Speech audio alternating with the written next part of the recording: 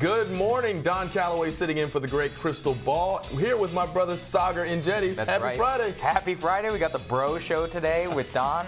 We have a very interesting stuff. We have got Bob Cusack, Over the Hills editor-in-chief. We've got Robbie Suave from Reason.com to talk about Josh Hawley's new social media addiction bill.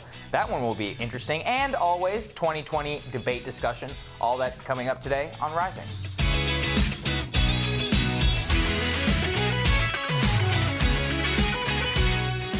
What's on your radar? Well, I watched both nights of the Democratic debates, and overall I was very, very pleased with everyone's performance. Every candidate, large name and small, brought something substantive to the table. And frankly, 40-plus minutes per night of a substantive, policy-driven discussion on healthcare, in my view, is a victory for everybody. That said, I don't know who needs to hear this, but any proposal on healthcare that does not allow folks to keep their employer-based healthcare if they want to keep it is out of the question for me. Listen, I certainly understand the portability argument, that someone should not be handcuffed to a job because of a lack of better healthcare options. I also understand that the work economy of today, and certainly that of the future, is not one that somebody works the same job for 30 years, then retires and gets a plaque or a watch. I get that too. But anything that kicks someone off of a suitable employer plan is a no-go for me. It's a non-starter. So I heard some plans offered this week in the debates in which folks would be kicked off of employer-based plans by law after a transition period. The law would no longer allow employers to offer plans. Then they would have to go to choose between various private plans on the private insurance market or a government plan. Listen, the employer-based market is not perfect. It's an accident of history, one could say. Perhaps it suppresses wages, it stifles entrepreneurship, and it allows employers to decide what health care employees can receive based on the employer's beliefs. That's the Hobby Lobby example. But it should not be abolished. You don't have to ban it. Good health care plans keep employers competitive for talent. And the worker can and should factor in healthcare options when deciding on their personal career path. I don't use the term Medicare for all because I'm not sure what it means details-wise, and I'm not sure that all the pundits who use it know exactly what it means detail-wise. But if Medicare for all or any other proposal eliminates employer-based plans, it is frankly just a non-starter for me. I personally support the public option, by which employer plans and other private plans would have to compete with a government plan and each other. This provides choice for the consumer, and that competition, in theory, would create a robust marketplace of comprehensive and affordable options. Ooh. You know, employer-based healthcare is part of why you get a job. It is part of that good job that our parents wanted us to get.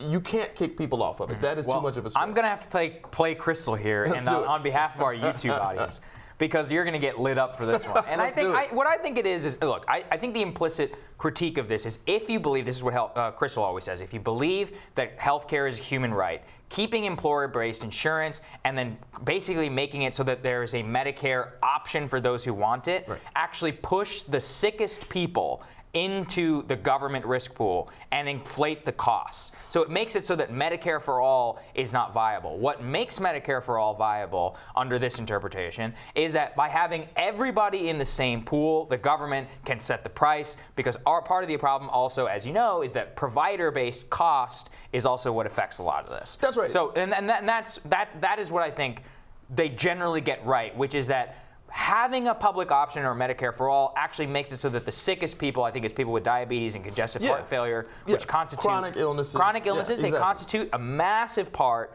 of the healthcare cost, would just be offloaded to the government, and it's actually a freebie to private insurance companies, which are bilking all of us. That's absolutely right. But again, I would stress that the employer-based options, the employer-based plans, first of all, keeps competition for good talent a viable thing. Number two, ultimately, the government-based option, the public option, makes private markets compete. So I think that everybody's price would come down if there are robust options. Theoretically, the government could offer these things cheaper because they can do it at scale, and they can do it on a more uniform basis, and that drives the cost down for everyone. I certainly get the concept of the sick pool being greater and those costs being greater, and ultimately you don't want all of your federally qualified, particularly rural healthcare centers closing because everyone's reimbursed at the Medicare rate. But ultimately, Federalist, competition is good. Well, I think that's really what we're talking about here, which is that there is a real risk that a lot of the rural centers would close under a Medicare, under a public option type system, because they're getting healthcare is complicated. It is. From what I can see, if you're going to change it, adding the public option, I think really would make it a bit of a disaster whenever it comes to the private insurance and public market, and that if you're going to do something, you should either go one way or the other. Right. And I don't disagree with that, but yeah. I mean, whether or not it is the best thing economically, employer-based healthcare is part of the bedrock of our corporate-based economic system, and that would be a fight to take it away. All right. We're not going to solve it today. Next on Rising. With the Democratic debates now over, which candidates caught a boost and who is searching for their next political act? And impeachment support officially crossed the majority line in the House. Will Nancy Pelosi budge? The Hill's editor-in-chief Bob Cusack weighs in next.